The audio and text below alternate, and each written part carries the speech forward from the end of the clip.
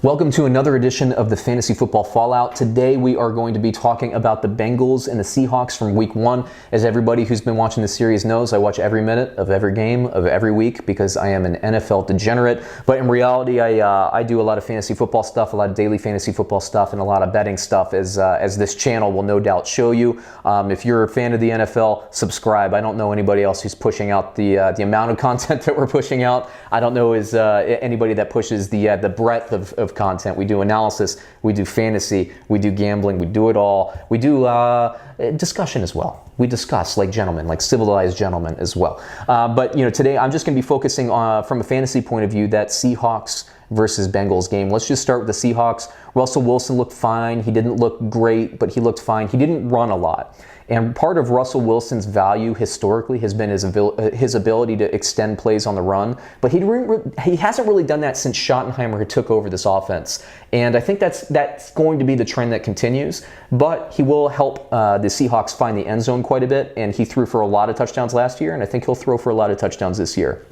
At running back, Chris Carson is a beast. I don't know why people sleep on him. I don't know why he's drafted as late as he is drafted. He was a top 5 running back last year in yards. This year, he actually went out and he was catching passes in the offense in week one.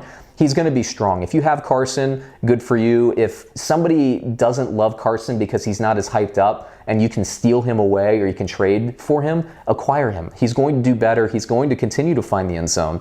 And the Bengals, by the way, are an underrated team. And so Carson will actually have bigger weeks against other teams that aren't as good as Cincinnati is. And Cincinnati, I think, has a sneaky talent and a really good defensive scheme kind of brewing there. They're building towards something. They lost a closer game than it should have been. The Seahawks were 9.5-point favorites, and they only lost by 1 point. And the game was out there for them. They had opportunities to win. Seattle. Rashard Penny, I've never really been a fan of him. He's been hyped, but he hasn't really met the hype. In terms of fantasy, I don't know why you would waste a roster spot on him. He is the clear backup, and in meaningful snaps and goal line carries, Carson gets the run. So I don't know. I don't know why you would hold on to Penny. If you have him, just drop him. He's not really going to have value unless Carson goes down with injury. Receiver, Lockett and Wilson, that connection remains strong. I like Metcalf more as the season progresses. He didn't really flash yesterday, but like I said, it was week one. A lot of the offenses were rusty. The defenses are going to be ahead of the offenses in the NFL for the first probably 2 to 3 weeks of the season. This stuff is going to happen. I think Metcalf will be better later, but that's good because there are so many receivers that are going to be claimed this week in waivers that a guy like Metcalf, either if he's on a roster, he might be dropped, or if he's on waivers, he's probably going to be ignored. So he's somebody you might be able to snap up, under the radar. Let's see, tight end. I don't like any of the tight ends for Seattle. I seldom do. When Jimmy Graham was there, that was okay, but outside of that, I can't remember another tight end that I really cared for. So there's the fantasy fallout for Seattle. Carson, if you can grab him from a team that doesn't love him, I think that would be a great trade. Lockett and Wilson are your value players, and Metcalf is a good under-the-radar guy that could be a daily fantasy sleeper and somebody that you could flex out later in the season. He's going to need some time. He's still probably a little bit raw, but there you go. Now, as for the Bengals, like I said, they're underrated. This team, I think they were 4-1 last year before Dalton and A.J. Green had their injury issues. They're not a bad team. Mixon is good. By the way, let me just talk about Mixon first. A lot of people drafted Mixon early. If you drafted him early and you see the stat line, it didn't look great. I think Gio Bernard actually outrushed him this week. Don't worry about that. Mixon's going to be an integral part of this offense. The problem is the Seahawks are ready for him, and they shut him down. But as we saw with Ross and Boyd, and even the tight ends did pretty well in Cincinnati this week, both of them, Eifert and Uzomah. I think that things will open up for Mixon as the season progresses. So be patient with him. Don't sell him. Don't try to trade him for somebody else yet. Be patient. I still think he's going to be a very good running back. As for the receivers, I've had a lot of people ask me, hey, should I pick up John Ross? Should I pick up John Ross?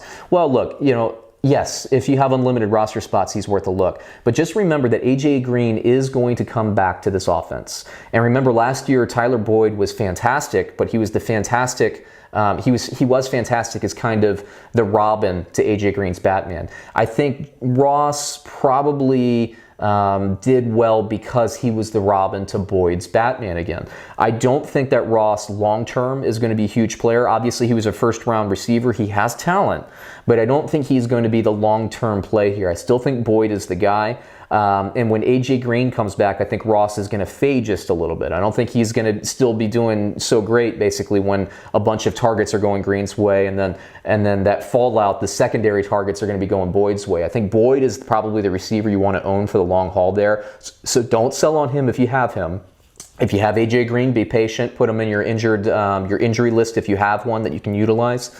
John Ross, if you have unlimited roster space, go ahead and pick him up. But I would not prioritize. I don't care what the score says. I would not prioritize him over Marquise Brown.